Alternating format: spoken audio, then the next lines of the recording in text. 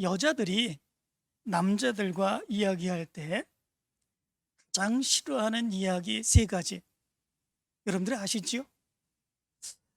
여자들이 가장 싫어하는 남자들의 이야기 어떤 것들이 있습니까? 세 가지. 아시지요? 첫 번째가 군대 이야기라고 그러지요. 군대 이야기. 두 번째는 무엇입니까? 축구 이야기입니다. 세 번째가 무엇입니까? 군대에서 축구하는 이야기라. 예. 왜 이렇게 이런 이야기가 나왔을까? 그런 생각을 해봅니다. 그것은 남자들이 군대 이야기, 또 축구 이야기, 그러면 자기가 경험하고 자기가 보고 자기가 한 거, 그것만 얘기하면 되지 않습니까? 그런데 그것만 얘기하면 재미가 없죠. 그러니까 뻥치는 거죠. 그러니까 구라치는 거죠. 그러니까 처음에는 그게 재미있는 것처럼 듣는데 나중에 보면 그게 다 뻥이거든요. 한두 번 듣다 보면, 그것도 계속 듣다 보면 실증이 나지요. 그러니까 싫어지게 되는 그런 모습들이 있죠. TV에서도 보면은요, 어떤 패널들이 나와서 군대 얘기를 합니다. 아주 생동감 있게, 얼마나 리얼하게 이야기하는지 모릅니다. 그런데 나중에 군대 언제 갔다 오셨어요? 그러면 면제 받았는데요, 이렇게 얘기하는 사람도 있습니다. 결국은 군대 얘기하는 거, 남자들이 또 축구 얘기하는 거, 그거는 자기를 과시하기 위해서, 또 돋보이기 위해서, 자랑하기 위해서 얘기하는 그런 얘기죠. 그래서 어떤 사람은 이렇게 얘기를 합니다. 남자들이 군대 얘기하는 것은 80%가 다 구라다, 이렇게 얘기하는 사람들이 있습니다. 물론 웃으라고 얘기하는 것입니다. 그런데 여기에는 큰 의미가 있는 것을 우린 발견할 수 있게 됩니다. 그것은 본 것만, 경험한 것만 그렇게 자기가 말해 줄 수 있어야지, 그래야 상대방도 믿고 받아들이는 그런 모습들이 있는 거다라고 하는 거죠. 그러나 그렇지 않고 거짓으로, 허풍으로 그렇게 얘기하게 되다 보면 결국은 사람들이 믿어주지 않는다라고 하는 거죠. 가장 싫어하는 그런 이야기가 될 수밖에 없다라고 하는 것이죠. 그런데 우리가 신앙생활할 때도 그렇습니다. 우리가 신앙생활하면서 체험한 것들, 이런 것들을 많은 다른 사람들과 나누게 됩니다. 그것을 가르쳐서 뭐라고 얘기합니까? 간증이라 얘기를 하죠. 간증을 행하게 되면 하나님이 나에게 행하신 놀라운 역사들 다른 사람과 나눌 수 있습니다. 간증을 행하게 되면 하나님이 나에게 행하신 놀라운 능력의 역사, 다른 사람들이 듣고 그것을 사모하게 되는 그런 모습들이 있게 됩니다. 저 사람에게 저런 하나님의 능력의 역사가 나타났구나, 그렇다면 나에게도 하나님께서 저런 하나님의 역사를 내려주시겠지라고 하는 사모함을 갖게 되고 믿음으로 승리하게 되는 그런 모습들이 나타나게 되지요. 그런데 이 간증을 행할 때는 반드시 해야 되는 것이 있습니다. 그것은 반드시 내가 본 것, 내가 체험한 것, 내가 지금 하고 있는 것, 그것만을 말해야 된다라고 하는 것입니다. 그렇지 아니하게 되면, 그래서 꾸며서 하게 되는 그런 모습들, 있지도 않은 것을 얘기하는 그런 모습들이 있으면 그것은 위증하는 것입니다. 그거는 위선이 되는 그런 모습들이 있게 되는 거죠. 그렇게 되면 그것을 듣는 사람들에게 신뢰가 사라지게 됩니다. 그것을 한두 번 듣고 보다 보면 결국 그것을 믿어주지 않게 되는 그런 모습들이 있게 되지요. 간증을 통해서 그 사람에게 하나님의 은혜를 전하게 되고 그 사람으로 하여금 하나님께로 돌아오게 하는 이런 모습들이 나타날 수도 있는데, 그러나 우리의 모습 가운데서 있지도 않은 것, 그리고 내가 꾸며서 얘기하는 것, 내가 또 자랑하며 얘기하는 것, 그런 모습들이 반복될 때에 오히려 그 모습이 오히려 하나님께로 나오지 않게 되고 하나님의 말씀을 믿지 않게 되며 하나님의 능력의 역사를 믿지 아니하게 되는 그런 모습들이 있게 한다라고 하는 것입니다. 굉장히 중요한 그런 모습들이 있죠. 성경은 우리에게 증인이 될 것을 요청하고 있습니다. 증인으로 살아갈 것을 말씀해 주고 있습니다. 증인이라고 하는 것은 무엇입니까? 간증하는 것입니다. 하나님이 그에게 행해 주셨던 것, 하나님이 그에게 놀라운 능력의 역사를 베풀어 주셨던 것, 그것을 이야기하는 것, 그것이 바로 간증이지요. 그것을 이야기하는 사람이 바로 증인입니다. 그래서 예수님도 승천하시기 전에 제자들에게 이렇게 말씀을 하셨죠. 오직 성령이 너희에게 임하시면 너희가 권능을 받고 예루살렘과 온 유대와 사마리아와 땅 끝까지 이르러 내 증인이 되리라 하시니라. 이렇게 말씀해 주고 있습니다. 증인이 되라고 하는 것은 네가 간증자가 되어야 된다라고 하는 거 아니겠습니까? 네가 하나님을 믿게 된 것, 내가 예수 그리스도를 믿게 된 것, 그 은혜의 감격 속에 살아가는 것, 네가 어떻게 구원받은 믿음의 자녀가 되었는지 그것을 간증하며 살아갈 수 있는 그런 모습들이 있어야 된다라고 하는 거죠. 왜 간증자로 살아가라라고 하는 것입니까? 내 아무것도 아닌 그런 삶을 통해서도 나를 통해서 나타나신 하나님의 능력의 역사, 그것을 통해서 하나님은 많은 사람들을 구원하시고자 하시니 구원의 도구가 되게 하시겠다라고 하는 거 아니겠습니까? 우리가 본 것, 우리가 체험한 것, 그리고 내가 체험하며 살아가는 것, 이것이 구원의 도구가 되게 하신다라고 하는 거죠. 아무것도 아닌 것 같습니다. 내가 살았던 삶의 모습 아니겠습니까? 내가 살아가면서 체험했던 그런 거 아니겠습니까? 나만 체험한 것입니다. 그런데 하나님께서는, 예수님께서는 그것을 들어 쓰시며 그것을 통해서 엄청난 구원의 역사를 이루시겠다라고 하는 거죠. 그래서 우리로 하여금 간증자로 살아가라고 말씀해 주고 있는 것을 보게 됩니다.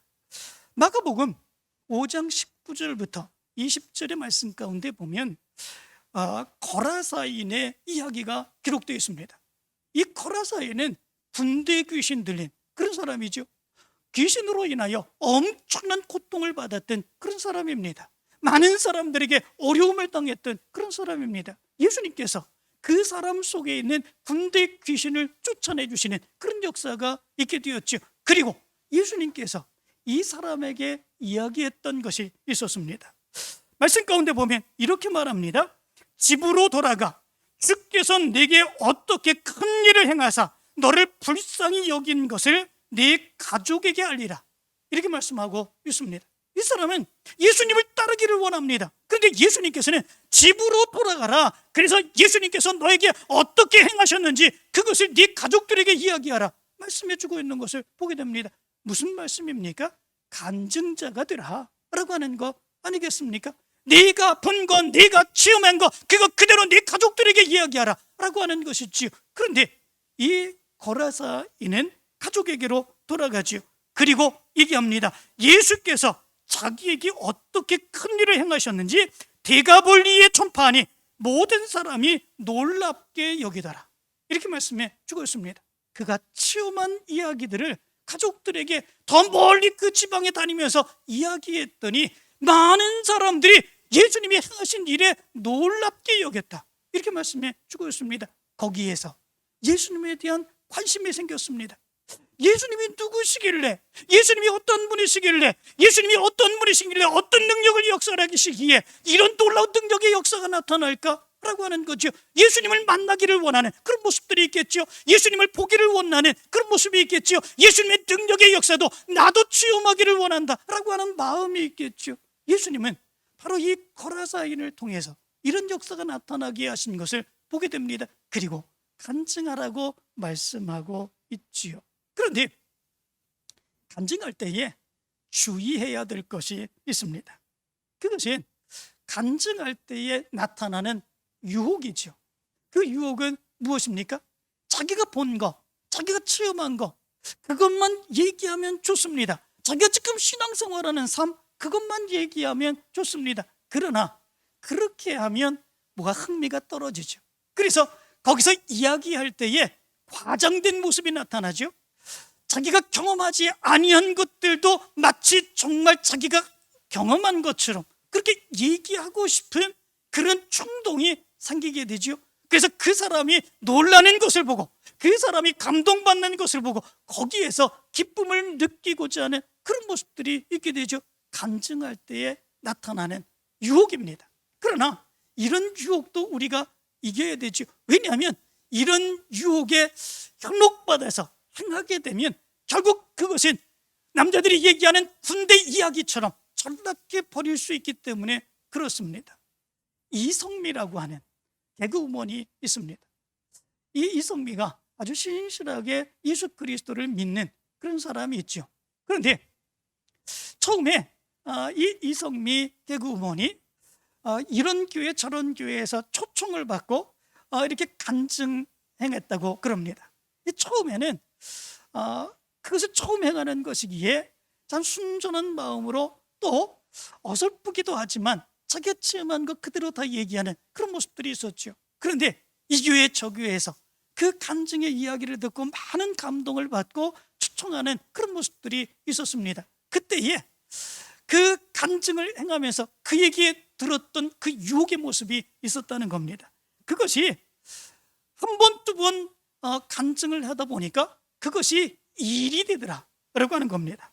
그것만이 아니라 간증을 하다 보니까 자기가 주인공이 되는 그런 모습들이 있더라는 것이죠. 결국 그 간증이 자기의 자랑이 되어버리는 이런 모습들이 있었다는 겁니다. 그래서 목사님을 찾아가서 이렇게 되는데 어떻게 해야 되겠습니까? 이렇게 얘기를 했다고 그럽니다. 그러자 그 목사님은 그러면 간증을 그만둬라 이렇게 얘기해서 간증 나가는 것을 그만두었다고 하는 그런 이야기도 있습니다. 간증의 유혹입니다. 하나님이 역사해 주셨습니다. 하나님이 인도해 주셨습니다. 다른 사람들이 체험하지 못한 하나님의 놀라운 능력의 역사가 나를 통해서 나타났습니다. 그런데 그것을 이야기하는 과정 가운데에 내가 드러나게 되고 그 모습에서 과정이 나타나게 되는 그런 모습 가운데 하나님의 영광은 사라지게 됩니다. 하나님이 행하셨던 일들은 사라지게 됩니다. 그 모습 가운데서 내가 드러나게 되는 그런 모습들이 있게 되죠. 그렇게 되면 그것은 간증이 되지 못합니다. 그것은 내 자랑이 되고 허풍이 되는 그런 모습들이 있게 되지요. 간증의 이 유혹을 우리가 떨쳐버릴 수 있어야 됩니다. 간증을 하나님께서는 우리에게 원하십니다. 간증을 통해서 하나님의 역사를 이루시기를 원하십니다. 그러나 간증이 간증되지 못하면 오히려 하나님의 존재와 하나님의 역사와 하나님의 인도하심까지도 사람들에게 부정되게 되는 이 모습이 나타나게 된다라고 하는 것입니다. 오늘 성경 말씀 가운데 보면은 사도 바울의 간증이 기록되어 있습니다. 사도 바울은 신약 성경책이 27권인데 그 중에 13권의 책을 기록하였습니다. 그 중에 사도 바울이 간증한 곳이 몇 군데 있습니다. 사도 바울은 간증을 행하며 다른 많은 사람들에게 예수 그리스도를 증거하는 그런 모습들이 있었죠. 그렇다면 사도 바울에게 있어서 간증하는 그 간증들이 어떤 것들이 있을까? 이런 생각을 해봅니다. 우리 같으면 그에게 행했던 놀라운 그런 역사들, 그런 것들을 간증하면 많은 사람들이 예수 그리스도에게로 나올 수 있을 것 같지 않습니까? 병자들 고친 그런 이야기, 사도 바울이 얼마나 놀라웠던지 그가 병자를 고치는 그런 모습 가운데서는 그의 손수건을 가져다가 다른 사람들에게 얹으면 병자가 치유함을 받고 귀신들이 물러가는 이런 역사들이 일어나는 그런 역사가 일어났지 않습니까? 대단한 능력의 역사입니다. 그거 간증하면 다른 사람들이 많이 감동하게 되는 이런 모습들이 있게 되지요. 뿐만 아닙니다. 귀신 물러치기요 뿐만 아니라 가는 곳마다 교회를 세웁니다. 가는 곳마다 교회를 세우고 많은 성도들이 사도 바울의 말을 믿고 예수 그리스도를 믿는 놀라운 역사가 일어나게 됩니다. 그 모든 것들이 간증이 될 수 있는 그런 이야기지요. 그런데 놀랍게도 사도 바울이 자기의 간증을 행한 몇 개의 이야기 속에는 그런 이야기가 기록되어 있지 않습니까? 정말 놀라운 이야기 아니겠습니까? 다른 사람들이 행할 수 없었던 놀라운 이야기, 병자를 치유하고 귀신을 쫓아내고 놀라운 교회가 세워지는 엄청난 능력의 역사들, 가는 곳마다 세워지는 하나님의 능력의 역사들 얼마나 많습니까? 그런데 사도 바울은 그런 것들로 간증거리를 삼지 아니하고 있는 것을 보게 됩니다. 무엇 때문에 그랬을까? 제가 생각해 보기는 그것의 간증의 유혹 때문이 아닐까라고 생각을 해봅니다. 만약에 그런 것들로 계속해서 이야기되는 그런 모습들이 있으면 그 말씀을 듣는 사람들이 예수 그리스도에 집중하는 것이 아니라 하나님의 능력과 하나님이 행하신 것에 집중하는 것이 아니라 그가 행한 일에 집중하게 되고 자기는 자랑거리가 되게 되는 이런 모습들이 나타날 수 있는 것, 그것 때문이 아닐까 이런 생각을 해봅니다. 그런데 사도 바울은 그러면 그의 간증의 모습들을 어떤 걸로 간증했을까? 오늘 성경 말씀 가운데 보면 몇 가지의 모습이 있는 것을 보게 됩니다. 가장 중요한 간증의 모습, 사도 바울에게 나타났던 그 모습은 무엇이겠습니까? 그것은 내가 변했다. 이것이 사도 바울의 간증이었습니다. 내가 변했다, 내가 새로워졌다, 내 삶의 중심이, 내 삶의 목적이 완전히 바뀌었다. 이것이 사도 바울의 간증이었습니다. 오늘 성경 말씀 14절을 보면 이렇게 말합니다. 내가 내 동족 중 여러 연갑자보다 유대교를 지나치게 믿어 내 조상의 전통에 대하여 더욱 열심히 있었으나, 이렇게 말합니다. 이전에 나는 율법에 대해서 아주 열심히였고 충성하고 그것만 매달리며 믿음으로 살았던 그런 사람이었다, 이것을 주장하고 있는 것을 보게 됩니다. 그러나 그 이하의 말씀 가운데 보면 이제는 하나님의 은혜를 믿고 그 하나님의 능력과 은혜를 감당하는 사람이 되었다, 이것을 고백하고 있는 것을 보게 됩니다. 예수 그리스도를 만나고 내가 변했다는 겁니다. 예수 그리스도를 만나고 내 마음이 변했다는 것입니다. 예수 그리스도를 만나고 내 삶이 변했다는 것입니다. 내가 변했다, 내가 변했다, 이전엔 내가 아니다. 이것이 사도 바울이 간증했던 간증의 가장 중요한 그런 모습이었던 것을 보게 됩니다. 바로 이 모습이 우리의 간증이 되어야 되겠죠. 여러분들이 예수 그리스도를 믿고 난 이후에 변한 것이 있습니까? 어떤 것을 변했습니까? 무엇이 변했습니까? 여러분들의 말이 변했습니까? 여러분들의 생각이 변했습니까? 여러분들의 행동이 변했습니까? 무엇이 여러분들을 변하게 했습니까? 이것이 나의 간증이 되어야 됩니다. 내가 변했습니다. 내 삶이 변하고 내 삶의 목적이 변하고 내가 살아가는 삶의 모든 모습들이 이전과 다른 모습으로 변했습니다. 이것이 나에게 있어서 간증이 될 수 있어야 된다라고 하는 것이죠. 두 번째로 사도 바울의 간증의 모습에서 나타난 것이 있습니다.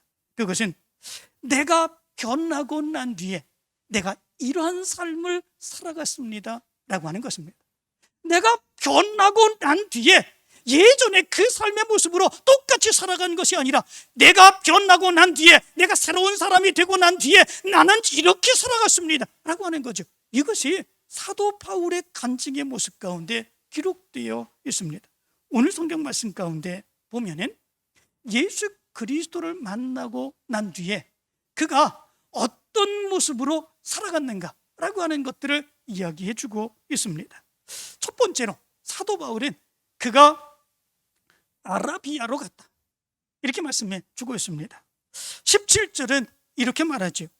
또 나보다 먼저 사도된 자들을 만나려고 예루살렘으로 가지 아니하고 아라비아로 갔다가, 이렇게 말합니다. 아라비아는 어디를 얘기해 주고 있습니까? 이 아라비아는 광야를 의미해 주고 있습니다. 거기에는 사람이 있는 곳이 아닙니다. 거기에는 많이 힘들고 어려운 그런 모습입니다. 사람이 살 곳이 아닙니다. 그렇지만 이 광야로 가서 행해야 될 것이 있습니다. 그것은 무엇입니까?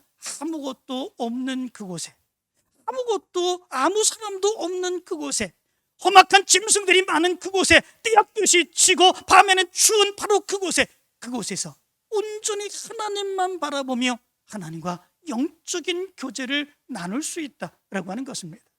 예수 그리스도를 만나고 난 뒤에 사도 바울이 어떤 삶을 살기를 간절히 원했는지를 여기서 가르쳐주고 있는 것을 보게 됩니다. 예수 그리스도를 만나고 난 뒤에 사도 바울은 나는 하나님과 영적인 교제를 나누며 살기를 원했습니다 라고 하는 거죠.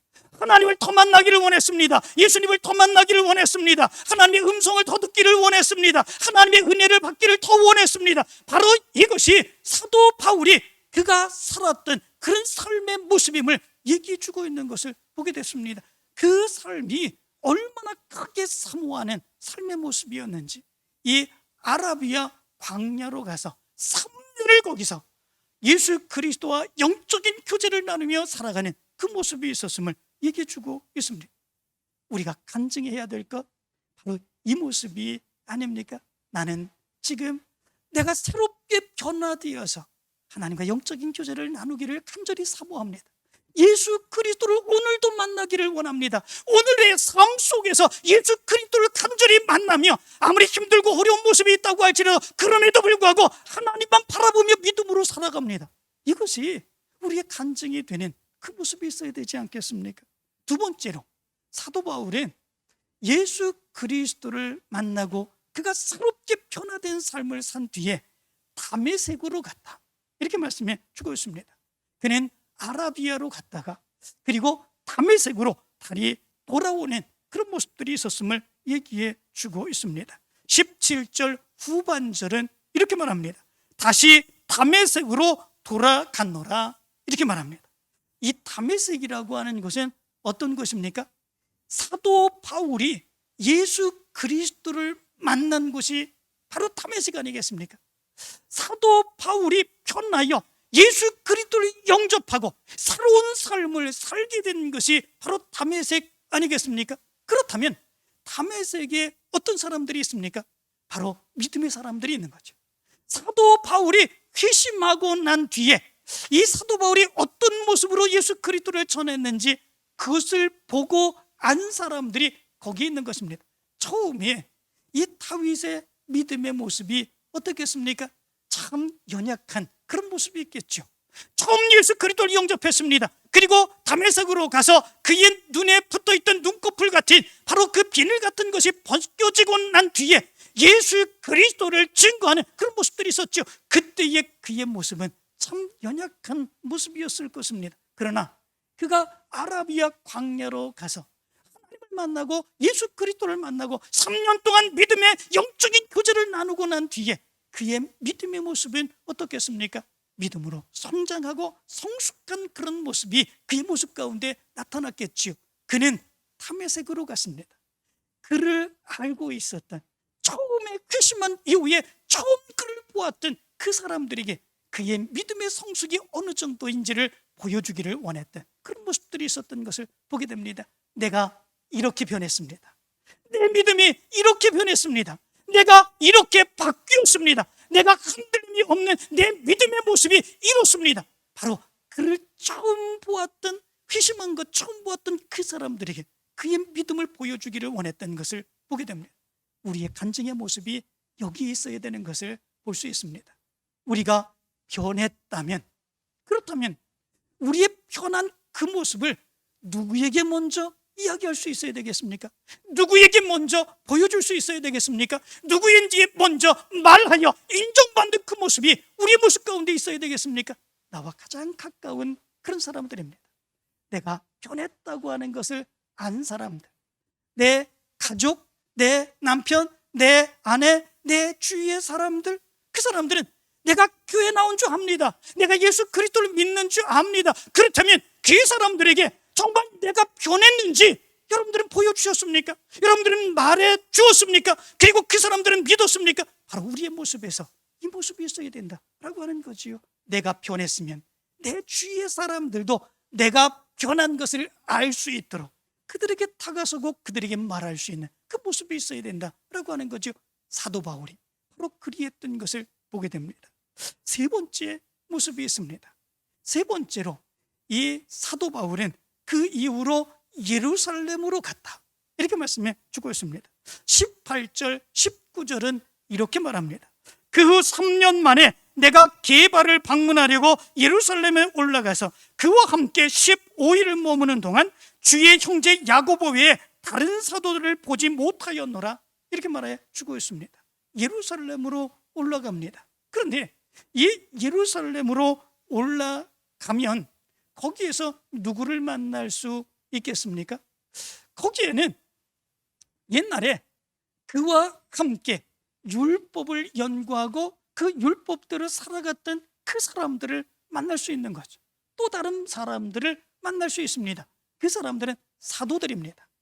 이 사도들, 이 사도 바울로 인하여 많은 사람들이 어려움을 겪었죠. 괴로움을 겪었죠. 그리고 그 괴로움 가운데 많은 사람들이 흩어지는 그런 모습들이 있었습니다. 바로 그런 사도들을 만나는 그런 모습들이 있었겠죠. 그런데 그들의 반응이 어떠하겠습니까? 율법을 믿고 그 율법대로 살아갔던 그런 사람들, 그 사람들을 만났을 때에 사도 바울을 향해서 그들은 뭐라고 얘기를 했겠습니까? 변절자라고 얘기를 했겠죠. 반역자라고 얘기를 했겠죠. 어떻게 우리가 율법대로 살아가는 그 모습대로 그렇게 율법을 연구하며 평생을 살았었는데 어떻게 한순간에 내가 그것을 버릴 수 있느냐? 아마도 굉장히 많은 비난과 조롱으로 인하여 배반자라고 얘기하는 그런 모습들이 있겠죠. 뿐만 아니라 사도들은 어떻게 하겠습니까? 두려움 가운데, 떨리는 마음 가운데 이 바울을 받아주겠습니까? 받아주지 않지요. 그래서 사도 바울은 몇 명의 사도들을 만난 것 이외에 다른 사람들은 만나지 않았습니다. 만나지 못했습니다. 왜냐하면 만나주지 않았겠지요. 받아주지 않았겠지요. 믿어주지 않았겠지요. 나중에 그래서 바나바가 이 사울을 데리고 다시 사도들 앞에 나가서 이 바울이 어떻게 예수 그리스도를 믿게 되었는지 설명하고 난 뒤에 그 뒤에 함께 사역하는 그런 모습들이 있지 않겠습니까? 얼마나 어려웠겠습니까? 옛날에 그와 함께 했던 믿음의 사람들, 율법을 믿었던 그런 사람들, 그 사람들은 배반자라고 그리고 변절자라고 비난하는 그런 모습들이 있습니다. 내가 예수 그리스도를 믿고 바뀌었는데 새로운 사람이 되었는데 그런데 정작 사도들은 나를 믿어주지 않는 그런 모습들이 있습니다. 나를 멀리합니다. 이 모습이 얼마나 괴로운 모습이 있었을까. 그러나 그럼에도 불구하고 사도 바울은 예루살렘으로 갑니다.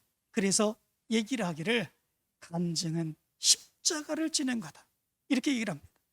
간증은 쉬운 게 아닙니다. 간증은 자기 자랑할 수 있는 것만이 아닙니다. 간증은 십자가입니다. 왜냐하면 그 간증을 행할 때에 거기에 어려움이 따르기 때문에 그렇습니다. 믿어주지 않습니다. 비난합니다. 조롱합니다. 다른 사람들이 책망하는 그런 모습들이 있습니다. 그래서 간증은 십자가를 지는 겁니다. 십자가를 지면서도 우리가 그 간증을 해야 되는 이유는 바로 그것을 통해서 하나님이 나를 통해서 구원의 하나님의 놀라운 역사가 이루어지기를 원하기 때문에 그렇습니다. 그 십자가를 지는 그 삶을 우리가 그래서 살아야 되는 거죠. 뿐만 아니라 마지막 네 번째, 이 사도 바울은 어디로 갔다고 말씀해 주고 있습니까? 수리아와 길리기아로 갔다 말씀해 주고 있습니다. 21절은 이렇게 말합니다. 그 후에 내가 수리아와 길리기아 지방에 이르렀으나 이렇게 말씀해 주고 있습니다. 이 수리아와 길리기아 지방은 어디 있겠습니까? 수리아와 길리기아 지방 안에 다소라고 하는 곳이 있습니다.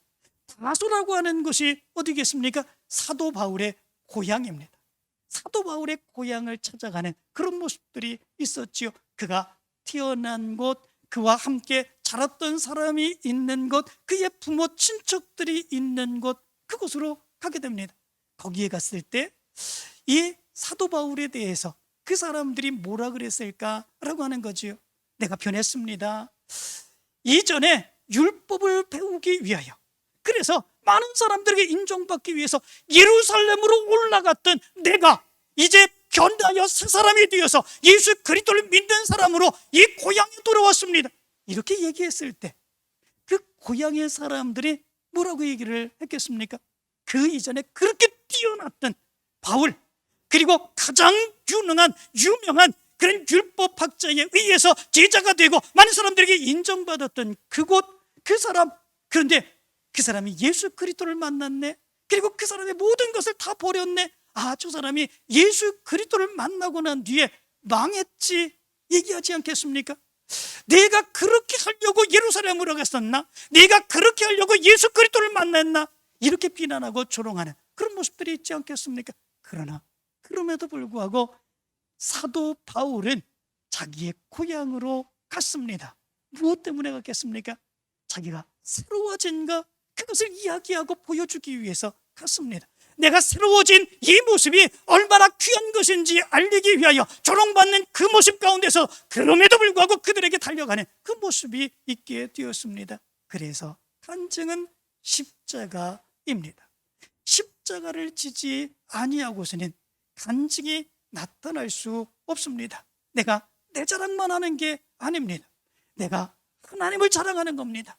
내가 내 삶에서 나타나는 그 모습을 통해서 예수 그리스도를 자랑하는 것입니다. 그것을 통해서 한 영혼이라도 구원하기를 간절히 원하는 것입니다. 거기에 과장이 있을 수 없습니다. 거기에 허풍이 있을 수 없습니다. 거기에 구라가 있을 수 없습니다. 그것이 있게 되면 하나님의 영광이 가리워지게 되고 하나님의 역사는 나타날 수 없습니다.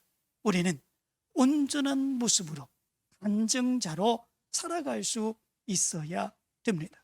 그런데 우리의 삶의 모습 가운데서도 지금도 이런 간증의 모습을 우리가 살아가야 되지 않겠습니까? 지금이 어렵다고 얘기합니다. 괴롭다고 말합니다. 어려움을 겪는 사람들이 많다고 얘기합니다. 교회가, 성도들이 세상 사람들에게 비난받는다고 많이 얘기합니다. 그래서 지금은 전도의 문이 닫혔다고 얘기합니다. 그러나 이런 삶 가운데서 우리가 간증자의 삶을 여전히 살아야 되는 그런 모습들이 있습니다. 왜냐하면 오히려 이러한 때가 기회가 되지 않겠습니까? 어려울 때가 더 기회가 되는 그런 모습들이 있습니다. 세상에 많은 사람들이 다 어려움을 겪고 있습니다. 세상에 많은 사람들이 교회를 향해서 비난하는 그런 모습들이 있습니다. 그런데 그런 삶 가운데서 내가 변했다, 이것을 전할 수 있다면, 내가 변하고 내가 바뀌고 이렇게 하나님의 놀라운 능력의 역사가 나타날 수 있다고 하는 것, 이것을 보여줄 수 있는 그런 모습들이 있다면, 그것이 과장이 아니고 그것이 허풍이 아닌 이 모습 가운데서 이것을 보여줄 수 있다면 그 사람들에게 그 사람들을 구원할 수 있는 기회가, 바로 지금보다 더 좋은 기회가 어디에 있겠습니까? 사랑하는 성도들은 이 기회가 간증할 수 있는 기회임을 여러분들이 분명히 기억하시기를 간절히 원합니다. 이 시기에 그래서 여러분들의 삶으로, 여러분들의 믿음으로 간증하여서 세상의 사람들을 구원할 수 있고 저들이 하나님께 영광 돌리기 위하여 하나님의 성전으로 달려나올 수 있는 귀한 기회가 되게 되기를 간절히 축원합니다. 기도합니다.